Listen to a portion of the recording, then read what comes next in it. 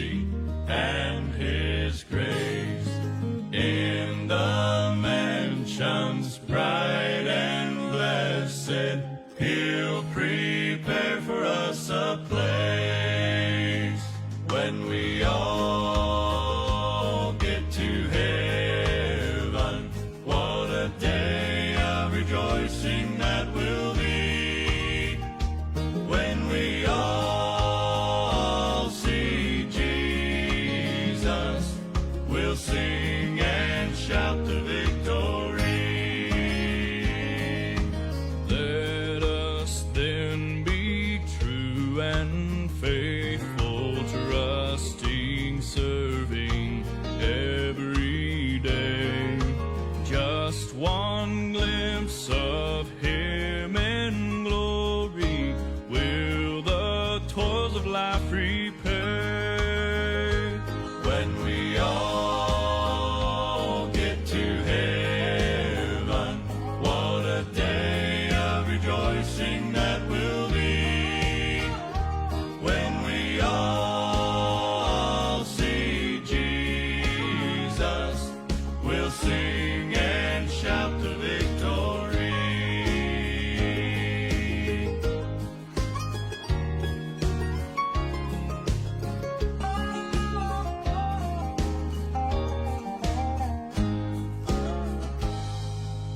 Onward to the prize before us, soon His beauty we'll behold.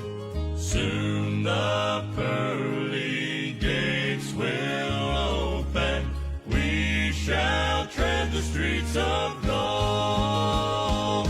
When we all get to heaven, what a day of rejoicing that will be.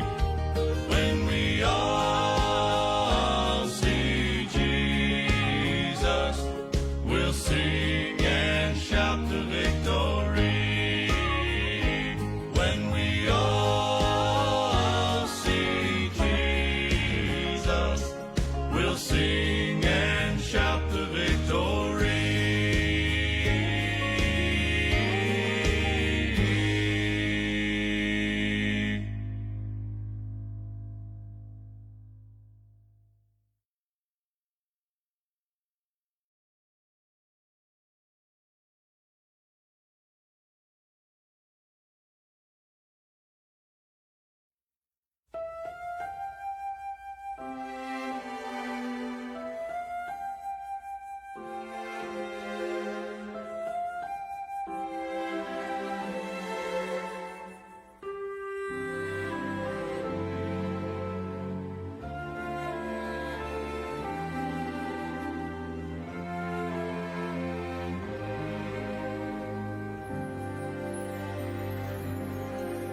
I don't understand how a God so divine could lower Himself to a life such as mine and consider me worth every minute of time to rescue a sinner like me.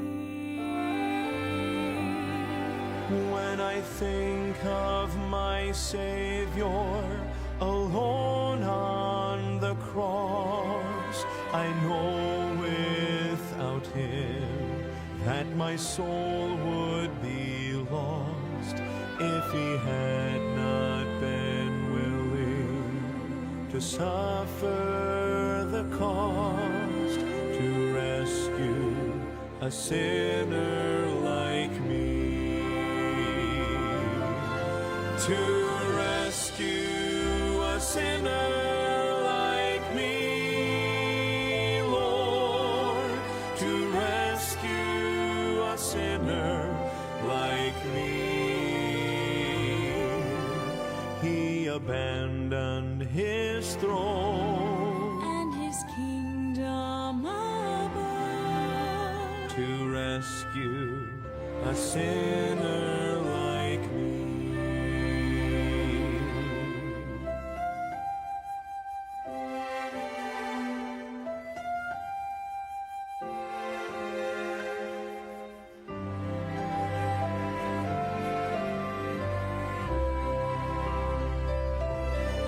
My mind is so limited, I cannot see the reason he died and arose just for me. So unworthy was I, yet he came willingly to rescue a sinner like me. To rescue a sinner like me, Lord, to rescue a sinner like me. He abandoned his throne And his kingdom above to rescue a sinner like me.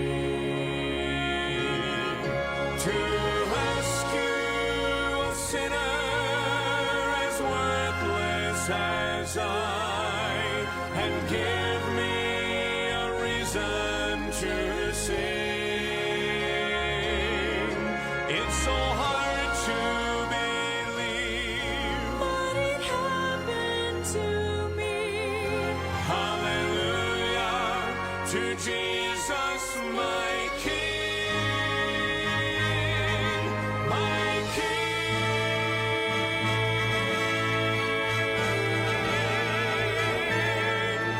To rescue a sinner like me, Lord, to rescue a sinner like me. He abandoned his throne And his kingdom above to rescue a sinner like me. He abandoned his throne and his kingdom above to rescue a sinner like me.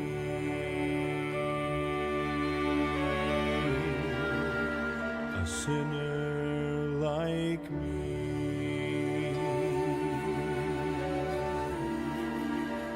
A sinner like me.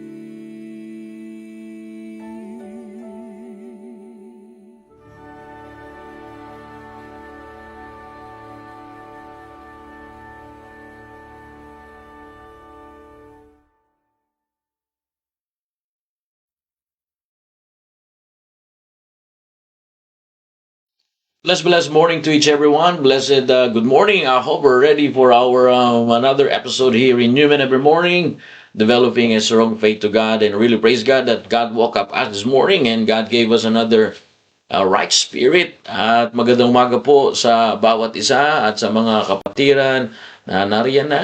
Magandang umaga sa inyo at kami po ay nagkatipon-tipon para po mapag-usapan muli ang salita po ng Diyos. Ano? Yan ang pinakamahalaga mga kapatid, yung mapag-usapan natin ang salita ng Diyos. At ngayong umaga ay patuloy tayong pagpalain mula sa salita ng Diyos. Alright, magatiin muna natin sila, Brother Jobs. Pakibati naman po sila. Good morning po sa lahat. Magandang umaga po sa ating mga kapatiran, to our brethren here in Newman and Perth. Ganun din po sa mga nanonood dyan sa Pilipinas. Magandang umaga po. Good morning po. Of course, dito na si Brother Zach. Good morning, Zach. Good morning, Sister Grizel. Good morning also, Sister Helen. Amen. Lagi talaga si Sister Helen dito. No? Si Sister Jera. Good morning, Sister Jera. Morning, Sister Jera. Magandang umaga sa iyo. And good morning din po sa lahat po na nandito. Si baba nandito. Si Mama, si Lorlina Sabato. Si Ma. Faithful members natin Morning na po. nagpapatuloy. Amen. So, sa lahat po ng mga nasa trabaho pa, baka sila po ay On the way sa kanilang mga work. Brother Russell, good morning din. Brother Russell, good morning. Sister Rodalet, good morning. Yan, si Sir Ronalet. Sister Noong Gerlie. mga nakaraan, di ko nakikita si Sir Ronalet, Brad. Pero ngayon, nakikita ko na siya ulit. Amen. Talagang salamat sa Panginoon. Busy talaga si Sir Ronalet noong mga nakaraan siguro. Amen.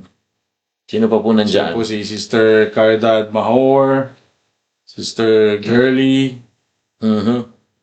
Girly Laza, at sino pa po ba? At siguro yung iba ay kagigising ko lang po o iba nasa work pa, mamaya-maya pa yung... Oh, si Brother Mike, Mike, when you? Good morning, Brother Brother Mike. Good morning sa inyo po. Amen. Kumusta po dyan sa mga...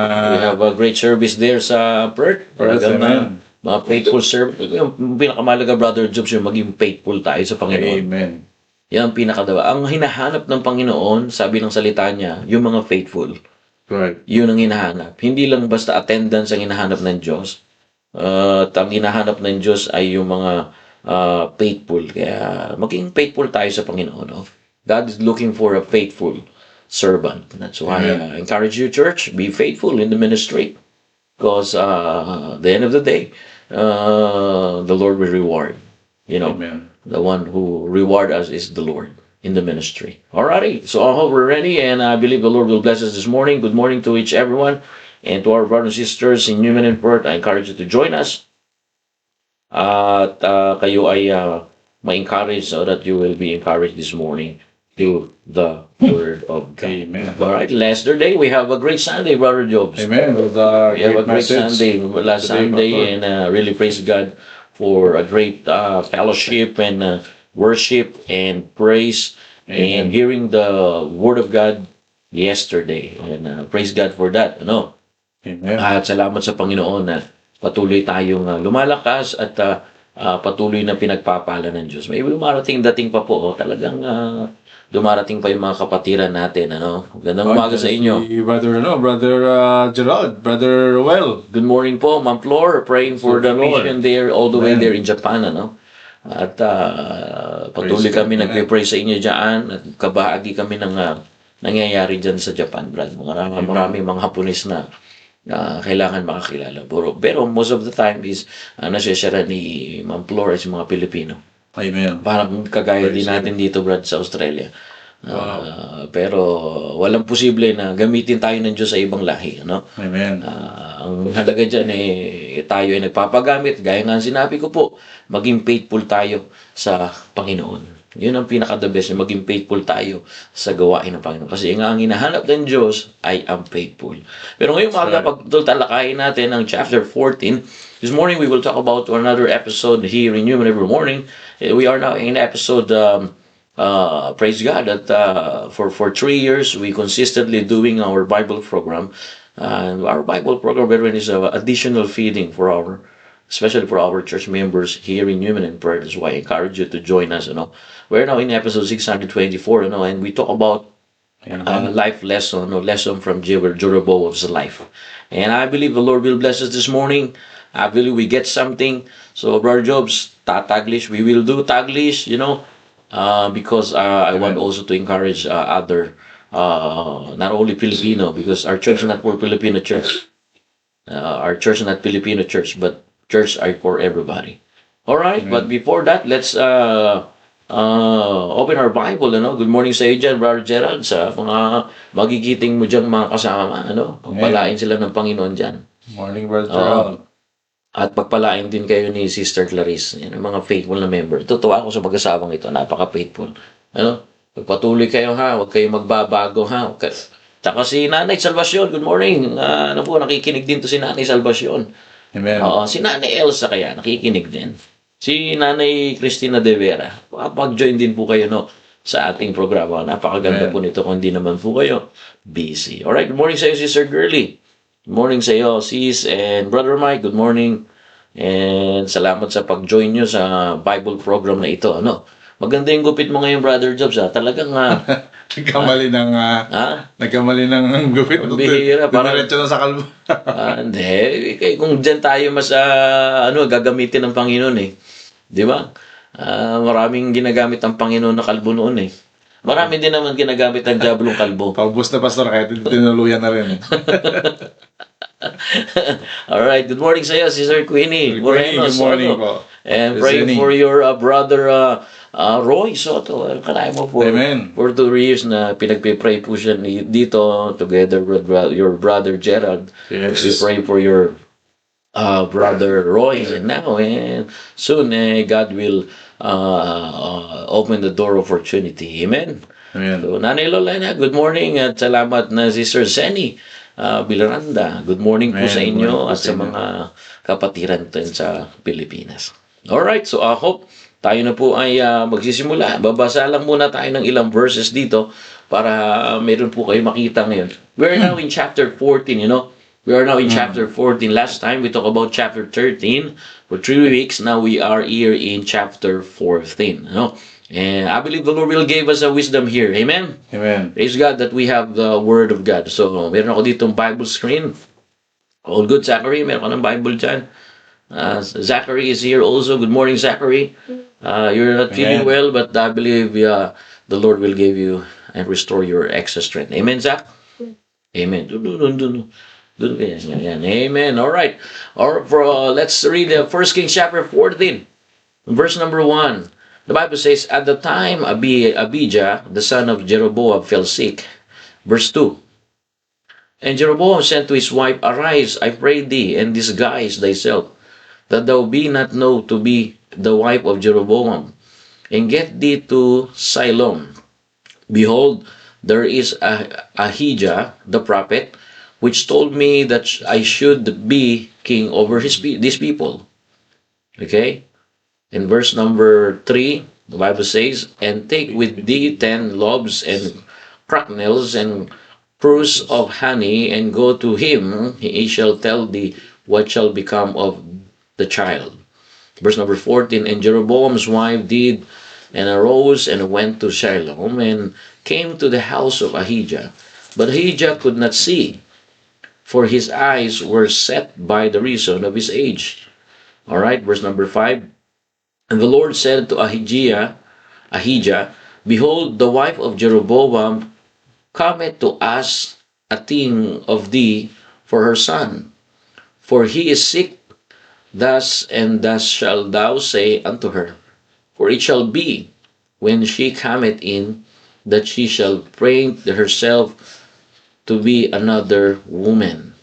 Verse number 6, and it was so, when Ahijah heard the sound of her feet, as she came in at the door, that he said, come in, the wife of Jeroboam. Wow. So he was blind, but he know that the wife of Jeroboam is coming. Thy frighten thyself to be another, for I am set to thee with heavy tidings. Verse 7, go, tell to Jeroboam, thus saith the Lord, God of Israel, for as much as I exalted thee from among the people, and made thee prince over my people Israel. Verse 8, and ran the kingdom away from the house of David, and gave in thee. And yet thou shalt not be my servant David, who kept my commandments, and who followed me with all his heart, to do that all which was right in mine eyes. Wow, what a great message of God. Let's pray. Heavenly Father, thank you, Lord, for this morning. Thank you, Father, for what you have done this morning. Thank you for another week, oh God. Thank you for blessing us and renew new strength for us. And I pray, Lord, for all our brethren here that listening, Father, please guide them, protect them, and preserve their lives. Father, if anything that displease you this morning, anything that can displease you, the way we think, the way we act, the way we do something, Lord, forgive us, Lord. Forgive us and cleanse us from our iniquity, Lord. And I promise, Lord, we will bring back the glory, for thou art worthy to receive. Thank you, Jesus, for your love. Thank you, Jesus, for your grace and forgiveness for what we have done, especially that iniquity that in our heart. This is our prayer. In Jesus' name we pray. Amen and amen. Sa akin nasa inyo, ano mo? Alright, so I hope we're ready.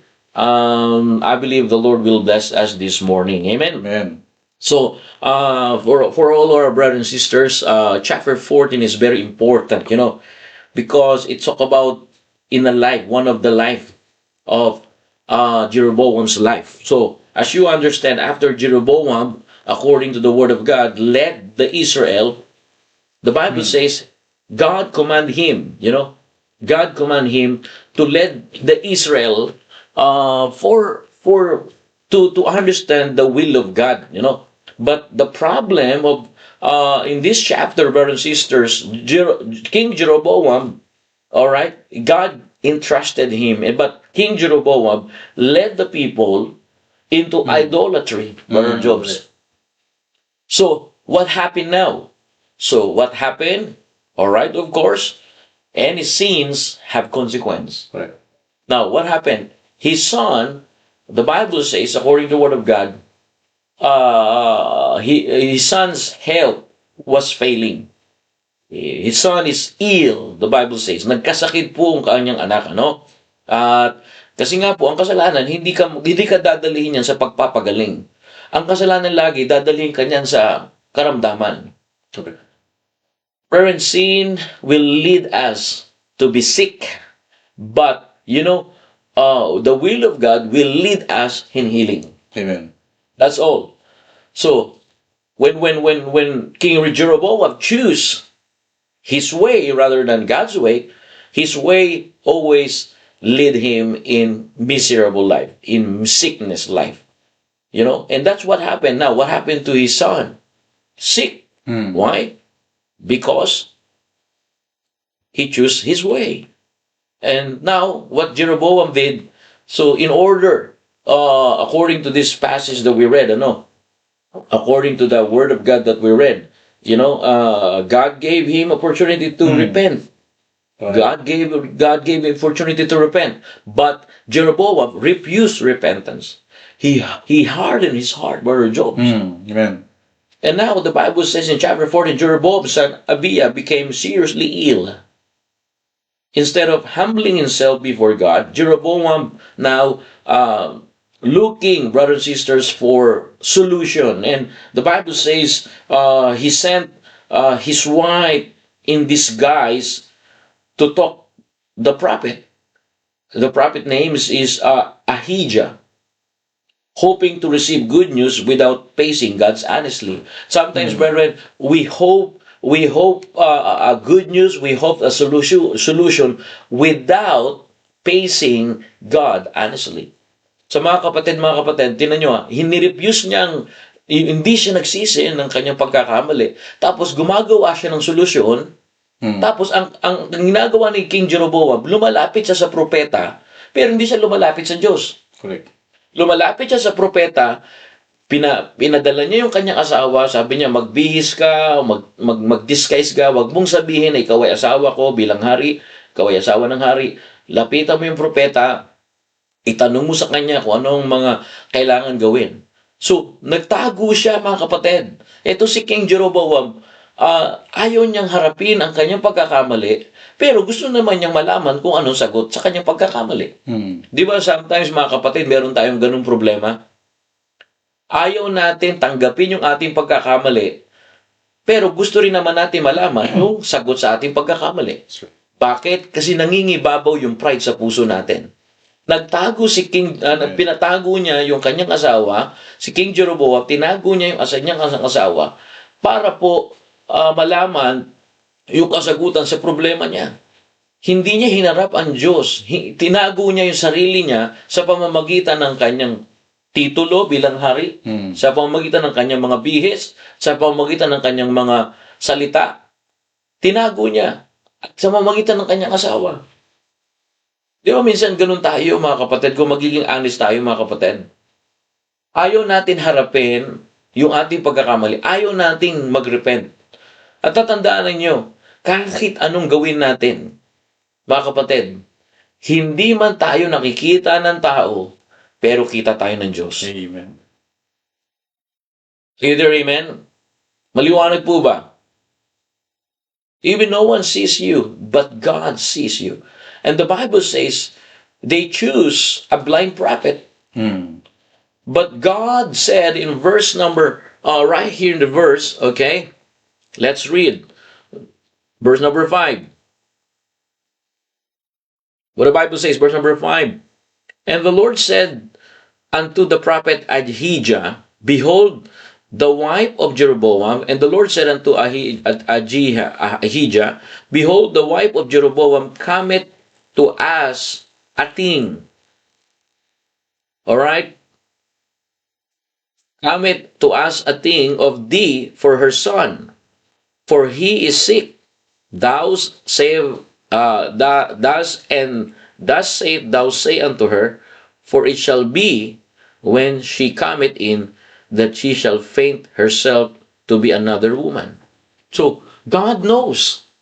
That's why God said to the prophet, all right, the wife of King Jeroboam will ask you. So what does it mean, church? You cannot hide anything from God. Amen. Oh yeah, itanggi mo man yung pagkakamali mo, hindi itanggi mo yan sa maraming tao, magpalusot ka at ipakita mo na pinaghihinalaan ka lang nila. Ate, kuya, makinig kayo. Okay? Hindi tayo makakapagtago sa Diyos. Amen. At wag natin palalabasin na pinaghihinalaan lang tayo. No, God reveal. Imagine, and the Lord said unto Ahijah the prophet, Behold, the wife of Jeroboam, pretending that she is not the wife of the king. But let me tell you, the prophet, she is the wife of the king. So what does it mean, church? So Jeroboam thought a disguise could hide his identity. But God knew exactly who she was before she arrived. God knows. And brothers and sisters, God sees beyond our, outward appearance. Amen. Di mo ba natin alam yan? Kaya nga, you may fool people, but you cannot fool God. Amen. Are you there, amen? Amen. You can fool me. You can fool other people in our church. But let me tell you, brother, or kuya, ate, you cannot fool God. Amen. Ganun po yan. Kaya tatandaan natin, wala tayong maaring malilang mo ang mga tao, ngunit hindi mo malililang ang Diyos. Yan ang katotohanan. Is that in the text? It is. King Jeroboam fooled people. King Jeroboam fooled prophet Ahijah, but King Jeroboam cannot fool God. Are you there, amen? Brethren, God knows your private life as well as your public life. God knows my private life, Brother Jobs. God knows your private life, Brother Jobs. Amen. God knows your private life, brethren, in human and prayer, and to all our brothers and sisters listening. God knows your private life as well as your public life. Alam ng Diyos ang ating pribado at pampublikong buhay. Wala tayong may tatago sa Diyos. Kaya nga akala nitong haring ito, hindi niya hinarap yung kanya, hindi siya nagrepent eh. Ngayon, what we're going to do here? The reason we're hiding, because we don't repent. Yesterday, we preached about repentance and acceptance. The prodigal son, the Bible says in verse number 20, he came to himself. He realized his lost condition. But the Bible says, he arose and went to his dad and asked forgiveness. That's repentance. And repentance is not just feeling sorry, Brother Jobs. Repentance is not just when you every sermons you are emotional, every altar invitation you're crying. But repentance is not feel guilty, brethren. Repentance, brothers and sisters in human and prayer, is changing of mind that results change direction. Akala natin yung pagre-repent na kapag ka may sermon, mambira, touch ka, okay, walang problema touch. Pero ano yung ginawa mo? Ano yung pagpapalit ng kaisipan sa mensaheng narinig mo? Ang pagre-repent, hindi yung iiyak ka pagkatapos mo marinig yung sermon sa altar o may invitation sa altar, iiyak tayo doon, grabe, feel guilty tayo. Okay, hindi po yun ang repentance. Ang repentance, yung pagkatapos mo tanggapin yung salita ng Diyos, yung katotohanan mula sa salita ng Diyos, nagpalit ka ng kaisipan. Yeah. Kasi yung pagpapalit ng kaisipan mo, yun ang magpapalit din ng iyong direksyon. Amen. Nakukuha niyo po ba, mga kapatid? Mukhang wala na yata tayong kausap. Magandang umaga sa inyo, mga kapatid. Nandiyan na ba si, yung mga taga-Perth? Huwag Brother muna Mac, nandiyan po. Nandiyan na. Ang bira yun. Kaya nga napakaganda mga kapatid na itong mga salita ng Diyos, pang-combat ito mga kapatid. Amen. Para sa mga membro dito, ang Word of God ang pang-combat. Kasi ang Diablo, mandaraya yan eh. Mandaraya ang Diablo. Kaya marami nadadaya ang Diablo. Kasi nga po, hindi wala silang weapon ng salita ng Diyos. Tandaan natin, ang weapon natin ay salita ng Diyos. Kaya mga kapatid, ang tunay na pagbabago ay nagsisimula kapag inamin natin na tayo ay nagkamali, nagkasala. Pero the fact na hindi natin naamin, kapag nakita natin ang ating tunay na kalagayan, doon nagsisimula ang pagkilos ng Diyos sa ating buhay. Kaya napakaganda po mga kapatid. Brethren, listen to this, to our brethren, God cannot heal our heart that refuses to repent. That's right. God never healed.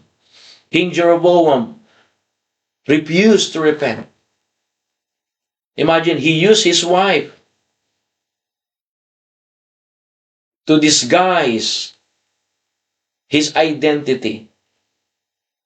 He used his wife to cover up his sin. Fathers, don't use your spouse. Ay, di pala preaching ngayon, bro. Don't use your spouse to cover your sin. Amen. Fathers, you need to repent. Because God looked for Adam. God never looking for Abe, God looking for Adam, because Adam is responsible in the command of God. In the same way, church, fathers, real repentance is more than feeling guilty.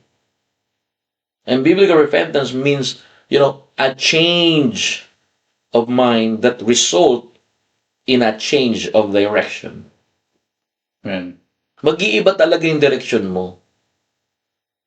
Kaya nga, tatandaan natin, hindi sapat ang pagsisisi lamang. Kailangan tayong bumalik sa Diyos. Nariyan po ba kayo? May kausap na ba ako rito? Amen? Amen. Amen, Zach? Are you learning, Zachary? Amen. Amen. Mr. Clarice, good morning. Yun ang kailangan natin mga kapatid. So, dito sa ating talatang binasa, hindi po nagre-repent itong si Jeroboam. At natin, hindi sapat yung iiyak-iyak tayo sa altar invitation, pero hindi naman talaga tayo totoong nagpalit ng kaisipan. Kaya pagkatapos ng altar invitation, pagkatapos ng service natin, balik na naman tayo sa kasalanan. Bakit? Kasi nga hindi tayo nagpalit ng kaisipan. For example, may dati kang naninigarilyo. Ngayon, nagpalit ka ng kaisipan na itong paninigarilyo ay hindi kalooban ng Diyos. Kasi kung kalooban ng Diyos yan, dapat nga, binigyan ka ng tambutso sa ulo. Wag naman sa ulo. Makakadamay na naman ako. Bagong gupit pa naman si Brother Jobs. Oo. Pagka humigop ka, hindi naman lalabas siya sa tambucho sa ulo mo. Hindi. Papasok yan sa baga mo. Kakapit yung nicotine sa baga mo. Nang balang araw, igagamitin ng Diablo para magkasakit ka. Right. Kung kalooban ng Diyos yun, sana nga binigyan tayo ng tambucho sa ulo kung yung paninigarilyo ay kalooban ng Diyos. Now, kung hindi kalooban ng Diyos, kailangan natin magpalit ng kaisipan na, kung hindi ito kalooban ng Diyos, hindi ko na ito gagawin. So imagine, we're not attacking people here, brethren. We attack sin. Amen. And smoking tobacco, smoking cigarette is not the will of God. Now, if you really understand repentance, it's not feeling guilty doing sin, but changing your mind doing sin. That's right. Amen. So that when you learn to change your mind, it change and give the result of a changed direction. And that's important, church. Amen? Amen. Are you there? Amen? Again, repentance is not just feeling emotional during sermon. True repentance changes our direction. Amen? Andiyan na po ba kayo? Ang tunay na pagsisi ay may kasamang pagbabago ng direksyon niyan. Hindi sapat ang pagsisisi lamang, iyak-iyak. Kailangan tayong bumalik sa Diyos. Amen. Ganyan ang pinakamahalaga mga kapatid. Kaya nga, biblical repentance, we teach biblical repentance means a change of mind that result in a change of direction. Let's hear from Brother Jobs. The reason I invite Brother Jobs here because I know Brother Jobs. He's not only my friend, he's not only a member of our church, he's not only I trust him to be with me in the ministry that God entrusted us, but I know Brother Jobs because personally, I share the gospel to Brother Jobs. Amen. Personally, I knock his door when Brother Jobs is in miserable life or in separation life. But when he learned to change his mind, it changes direction. I know Brother Jobs personally, but I don't wanna say anything to this. That's what we call privacy. But I know Brother Jobs before he got saved, before he got baptized in our church last 7 years ago. But Brother Jobs, can you share how you repent? Because King Jeroboam, one of the life lesson from Jeroboam's life, he refused repentance. But God sees the outward appearance. So you can share, Brother Jobs, for our brethren here. Amen. Magandang umaga po sa lahat. Good morning po to all of brethren sa lahat mga nanonood. Amen. I have so many testimony to share before I got saved, before I repented to God. Amen. Because there's a mention here about a child was sick, or a son was sick. I literally, God remember me Yeah. when my son Josh fell on the couch Oh, wow. and he hit his head to the tiles, the floor tiles, and I really literally hear the sound that is not really good, which is like a crack egg that you hear. Wow. And I was like, oh my goodness, what's gonna happen to Josh? He was crying hard. Wow. Drive him to hospital. At that time I was very addicted to mobile games. Oh, wow. The reason why he was fell because of not paying attention of a parent like me. So that time I was like, instead of pretending, and when Sheila came, and what happened, instead of pretending and telling lies, what happened, I praise God, I admit that it's my fault. I didn't pay attention, I didn't catch him because I was away from paying attention. But praise God, when I started to seek God, it changed my direction. Yeah. But before that, I asked God for healing for Josh, because the effect of Joshua, not only about not just mild, what's that called? Fell on the floor, but it cracked his skull. Wow. His skull is cracked a little bit but praise God that the fluid inside of the brain didn't come out. So the doctor said it will be healed, but it affects his speech. So the way he speaks, it's delayed compared to other children. So he has to go to special school, which about speech, special needs for speech for school. Amen. And it also cause of decision making of me and Sheila for where he gonna go, where we gonna live, because that time I'm planning to move here in Newman, but Joshua has Joshua, my son, need to stay in Perth because of medical needs. Wow. So not only that, about that is just started to different conflict in our family, in relationship. But when I was here now, I live in Newman, praise God, as Pastor said, praise God. Pastor shared the gospel to me. Praise God. I repent and accept the Lord Jesus Christ. Before that, I was always talking to God already that, Lord, I admit this is wrong, that this is all my fault. I'm not denying it. And praise God, God hear my prayers, and someone someone knock my door and completely share the gospel, repent to all my sins, and it give me to the right direction. I admitted that I'm wrong. I asked forgiveness. I accepted the Lord Jesus Christ. Not only praise God, Josh was released and discharged about being speech therapy. The doctor said the skull was healed. Praise God, he speaks now clearly, as opposed to be that's not be that the doctor said, oh yeah, I'm surprised he's okay now, he's normal. But praise God, no, that for me, as I read in the Bible here, the Bible last night, as I realized, as my testimony, pretending is not repentance. Amen. Repentance. Maganda yan, Brad. May Tagalog mo na ulit. Opo, pretending, ang pagkukunwari po ay hindi po sagot Amen. sa ating kagalingan. Hindi po kagalingan yung pagiging dishonest natin, pagkukunwari natin na okay po tayo, pagkukunwari natin na ay gagawa natin ng paraan na ito siguro yung way.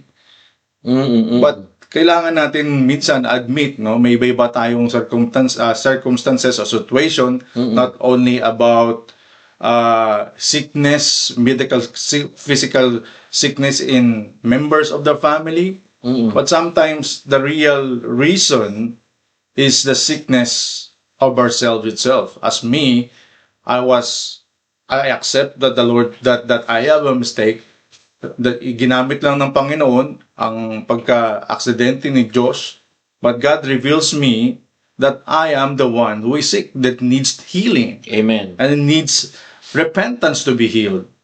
And praise God that I realized that when I received the Lord Jesus Christ, not only, as I said, not only Josh was healed, not only me was healed physically, spiritually, but salamat sa Panginoon dahil doon sa pinakita ng Diyos sa atin, na yung healing, yung ginamit ng Diyos, yung power of healing because of repentance and acceptance of to the Lord Jesus Christ, it's also ginamit po yung testimony na yun para maipasa din sa iba, na ma-heal din yung iba, na ang Panginoong Jesus mismo, we have to repent and believe the Lord Jesus Christ, doon magsisimula sa healing. Praise God na narinig ni Brother Roel sa ang testimony, ang biyaya ng Panginoon na ginamit yung buhay ko para naging maipasa at naging hanggang sa natuto din po sa pag-share ng pagbabahagi ng salita ng Diyos, to share the gospel about that the real healing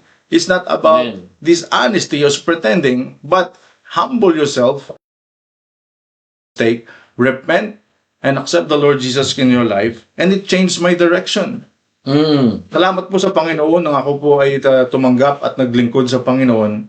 Hindi lamang po physically ang mga sa bahay, materially, nasusupply ng Panginoon, pero talagang buhay, na direksyon ng buhay ko. Salamat sa Panginoon na alam ko na yung future ko, future ng mga anak ko, dahil sumusunod tayo sa ano yung sinabi ng Diyos sa atin. Kagaya po ni Jeroboam, may binigay na sa kanya ang Panginoon na ito yung magkakaroon ka ng 10 tribes, pero hindi pa rin siya sumunod. Nagano pa rin siya, patuloy pa rin siya, naggumawa pa siya ng mga Diyos-Diyosan niya, sinunod niya pa yung kanyang sarili. Marami po sa yung plano ko mangyari. Pero nung nakita ko na hindi pala ito ang makakabuti sa tapos titingnan ko lang po yung mga anak ko, yung balikan ko lang yung mga anak ko, titingnan ko lang sila mabubuti. Ano bang magiging magandang future nila? Ano bang magiging magandang future ng aking family?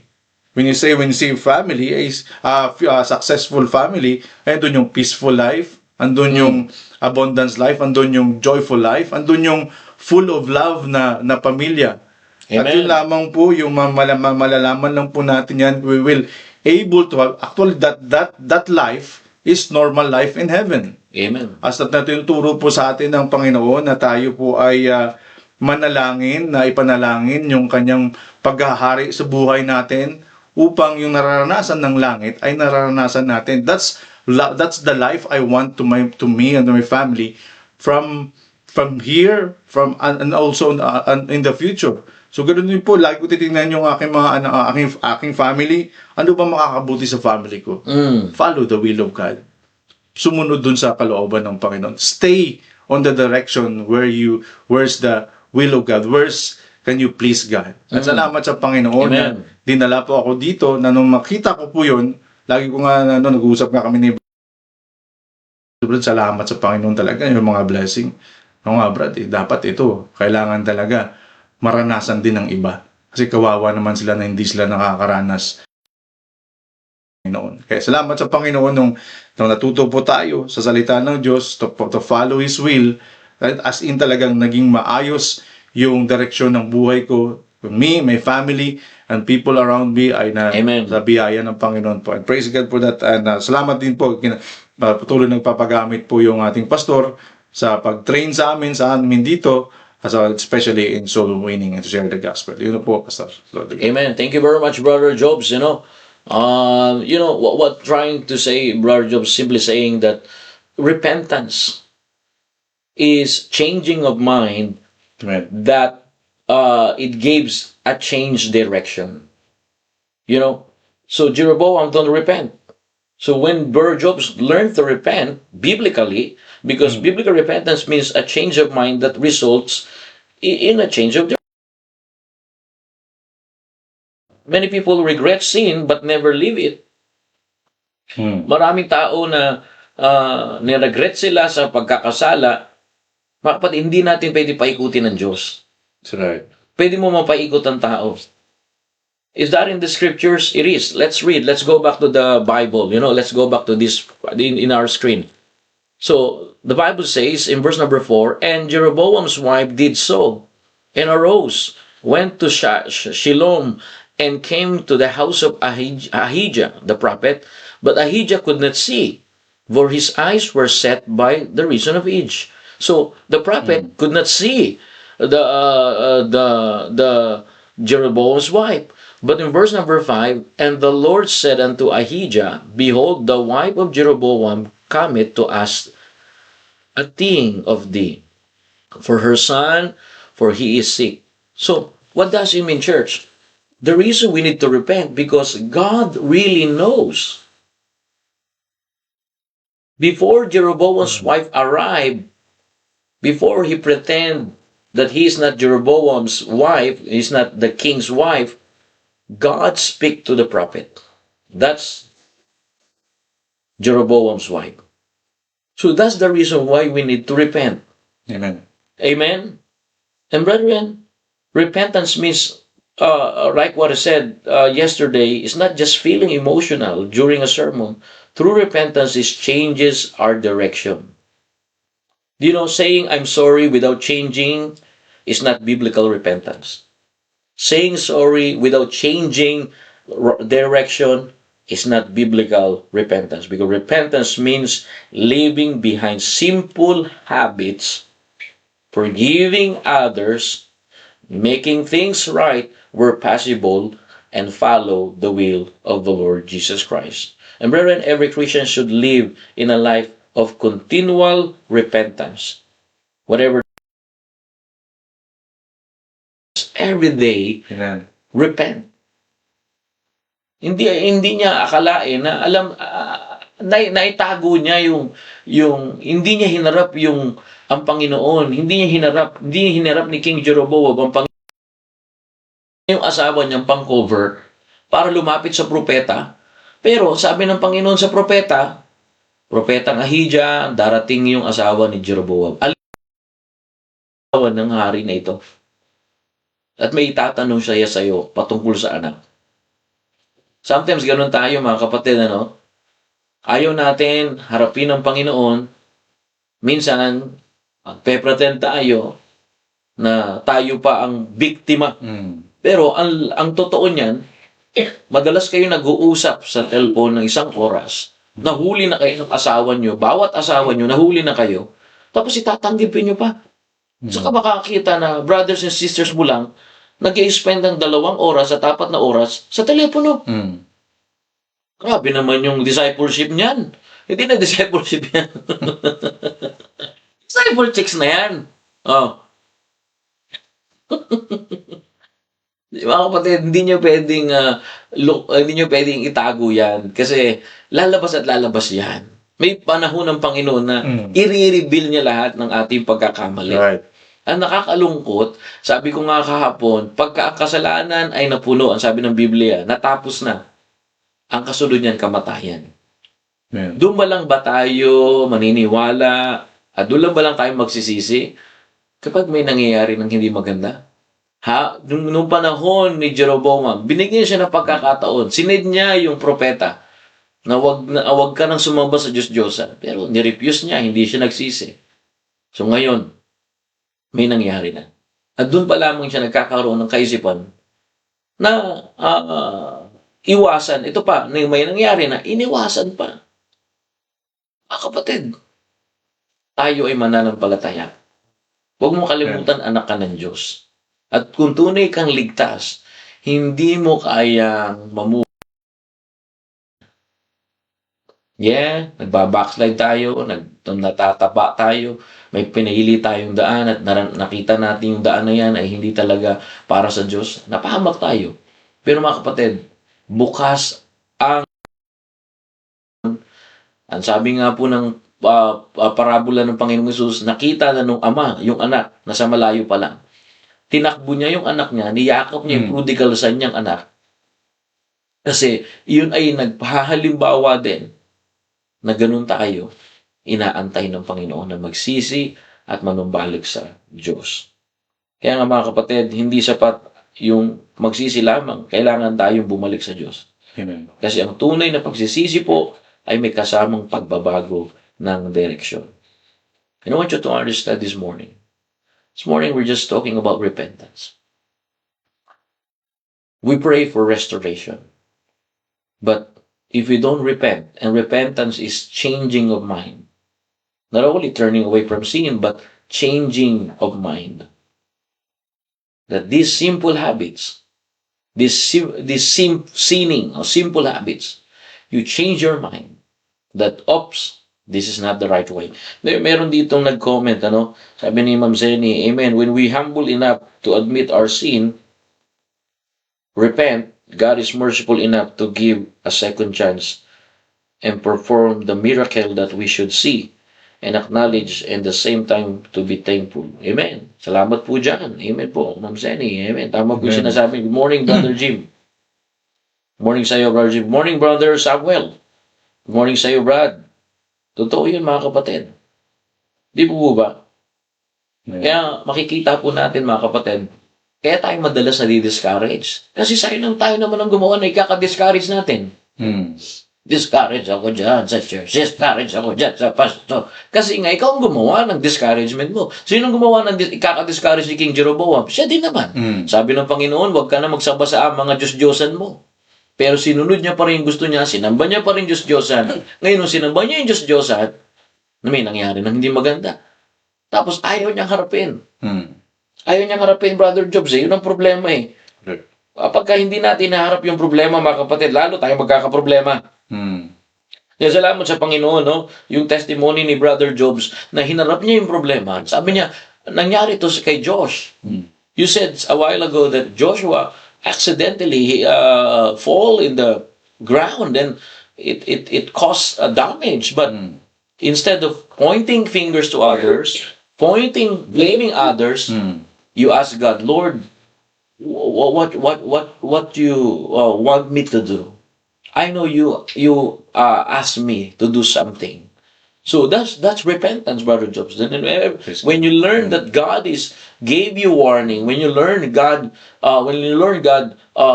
creates situation, and that situation or troubles in your life not designed to destroy your life, but that situation and that God create in your life, Brother Jobs, is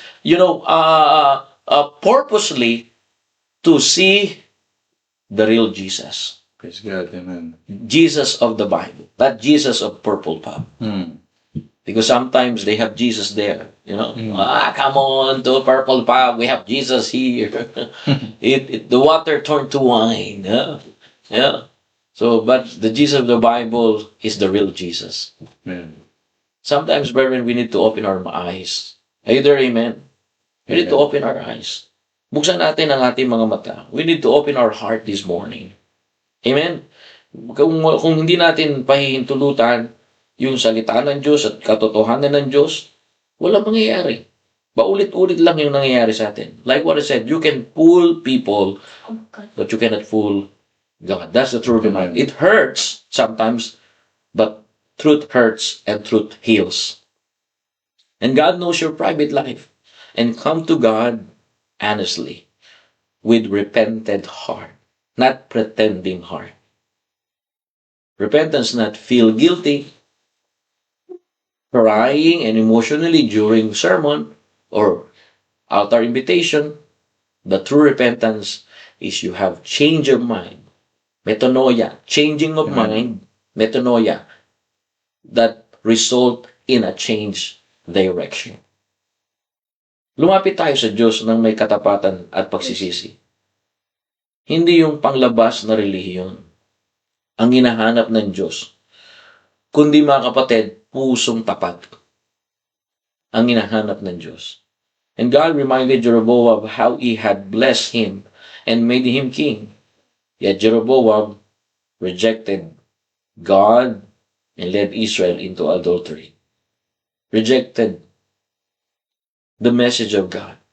And brethren, every time we reject reminders of God, reminders of the Word of God, that's pride. That's pride. If we reject the Word of God, every time the Word of God convicts you that you need to repent, let me tell you this, God is the right judge.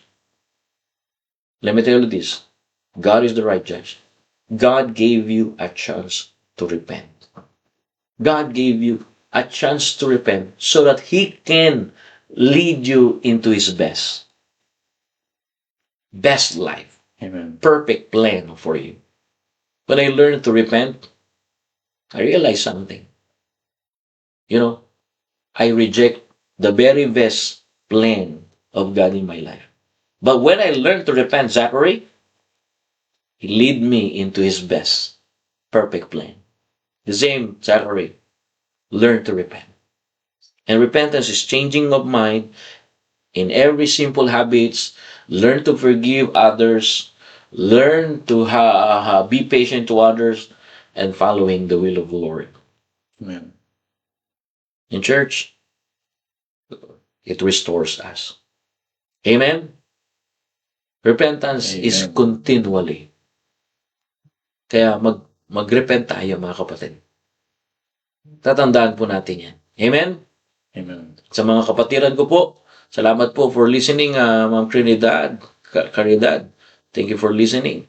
But to our brothers and sisters, I encourage you. Repentance is the key. Biblical repentance,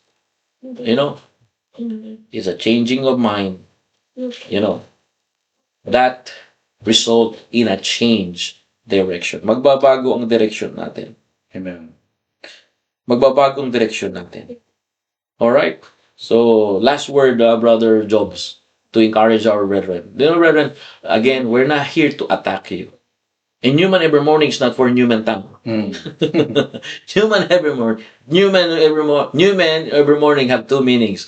Newman Town and new men in Christ. Amen. So, Newman every morning is not for Newman. It's for PERT members.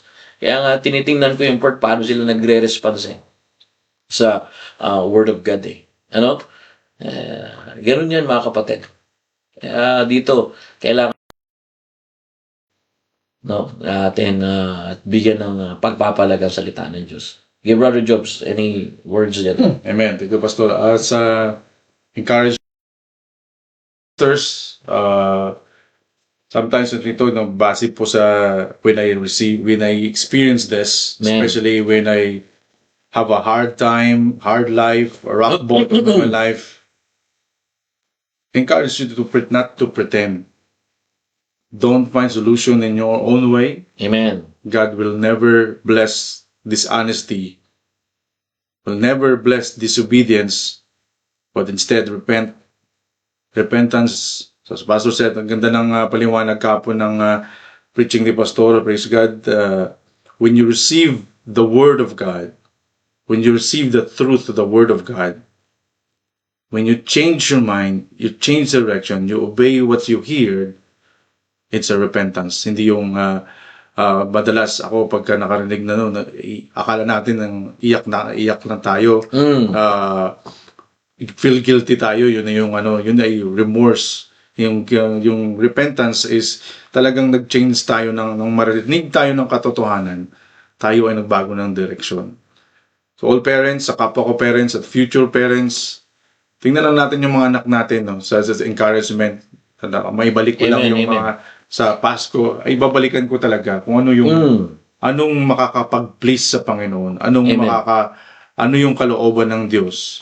Paano natin malaman yung kalooban ng Diyos? Kung doon tayo. So mismo kung nanonood kayo, nasa kalooban kayo ng Diyos. Amen. Kung narinig nyo yung salita ng Diyos at ipamumuhay nyo, namumuhay natin, nasa will of God tayo. Of course, sabi ng Panginoon na isa sa mga favorite verse ko na magigit ko nakaraan, Jeremiah 29:11, "For I know the thoughts that I think towards you, said the Lord, Amen. thoughts of peace and not of evil, give Amen. you."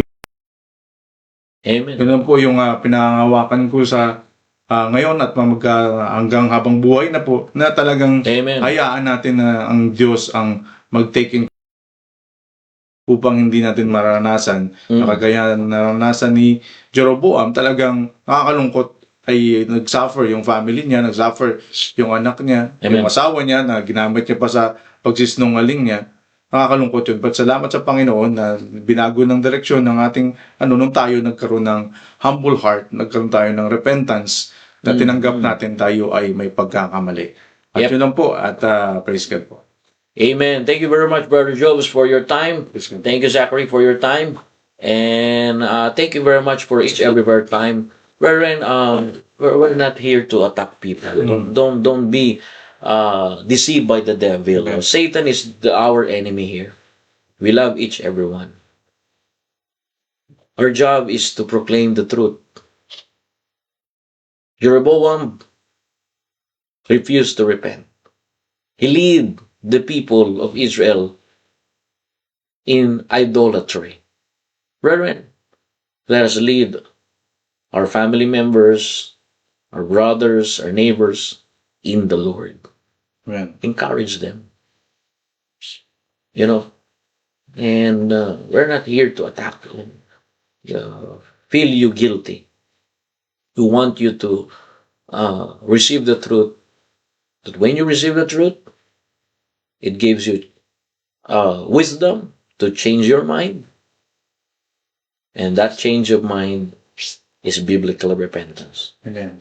And it gives you a great result of a changed direction. This is my direction before. But when I change my mind, this is my direction now. In the same way, my brother, the same way, my sister, to our brethren, let's come to the Lord. Repentance is praying to God to heal you. Humbling yourself to God that His will become your will. Amen. Surrender your will to God. I hope it help us. Amen? Amen. That's ministry, helping one another. Amen. I'm helping you, and I believe you helping me. And as a church members, we're helping one another. We're carrying one another's burden. We'll never condemn people. The Bible says, there is therefore now no condemnation. No condemnation. So, we don't condemn people. But we don't tolerate people. We remind them. We counsel them. Ilang beses na pinagkakausap, 4, 5, pero pabalik-balik sa kasalanan. Pipinili na. Wala tayong magagawa ron. Pero dito, simbahan na to, minamahal natin ang bawat isa. Kung may pinili man silang daan, wala tayong magagawa, pero mahal natin sila. At pinapanalangin natin sila na magkaroon ng tunay na pagsisisi. Kasi ang tunay na pagsisisi ay may tunay na pagbabago ng direksyon. At yung direksyon na yan ay direksyon patungo sa Panginoon. Amen. Let us come to the Lord. Let us pray. Let us close our eyes, bow our head. Heavenly Father, thank you for your great love and mercy. Thank you for giving us the wonderful picture of repentance. Yes. Yesterday, we talk about the prodigal son. Lord, we confess that many times we have wandered from your will. Forgive us for our sins, Lord. Forgive us our pride, Lord.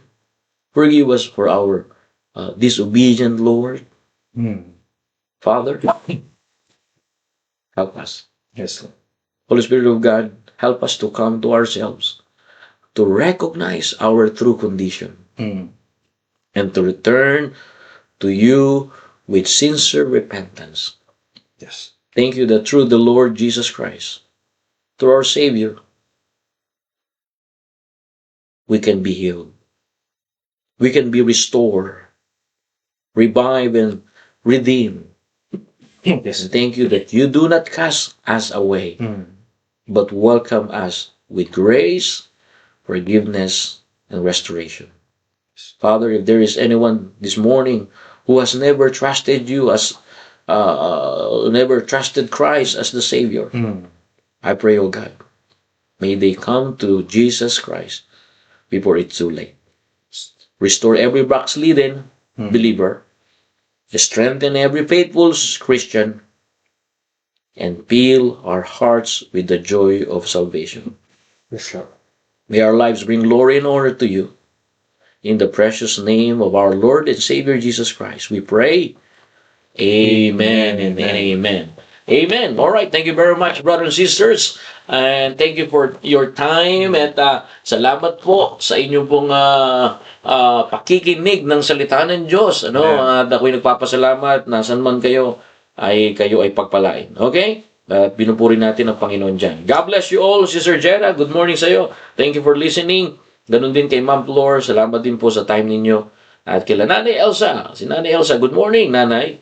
Buti na lang, kahapon pa kay Nay. Alright, parang si Sister Bona wala rito. Andyan ka na po. Andyan si Sister Bona. Good morning, Sister Bona. Sister Bona. Ayun, Sister Bona, ang bihira. At kaya ko hiniwala yung special number nila kasi hindi nila rin tayo marinig.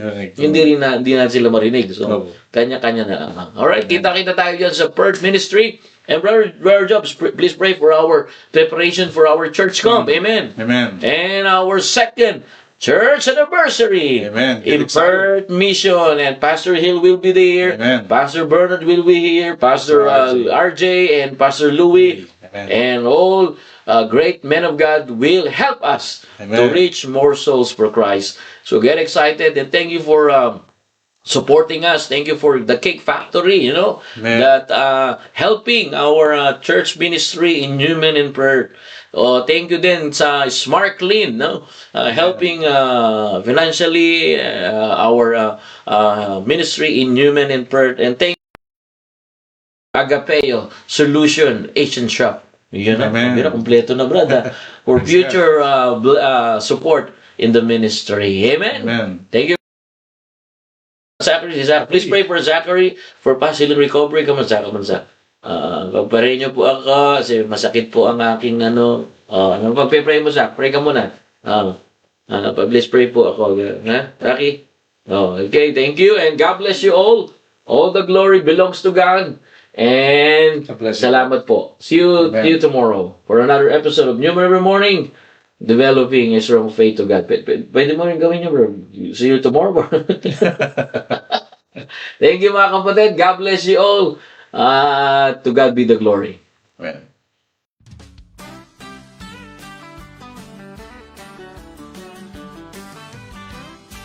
I'm too blessed to be depressed.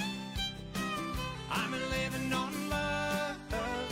I'm not buying on time. And I don't need luck, 'cause I've got faith. And I'm too blessed to be depressed, and I'm living on love. Now some folks say they can't make it through the day without a little something to help them on their way. Friend, let me tell you about Jesus.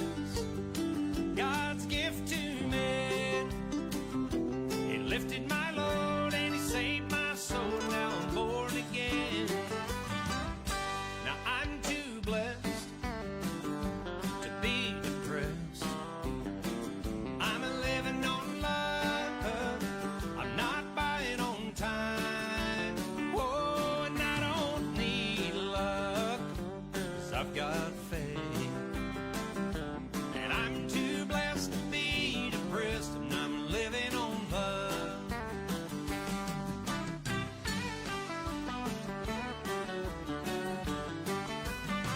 I don't have a lot of money or things to call my own, but I'm laying my treasures in a heavenly home. And you can take away my things that money can buy, but my friend, you see, I would still be the richest man alive. 'Cause I'm too blessed to be depressed. I'm living on love, I'm not buying on time, and I don't need love, 'cause I've got faith. And I'm too blessed to be depressed, and I'm living on love. I'm too blessed to be depressed. I'm living on love, I'm not buying on time. Whoa.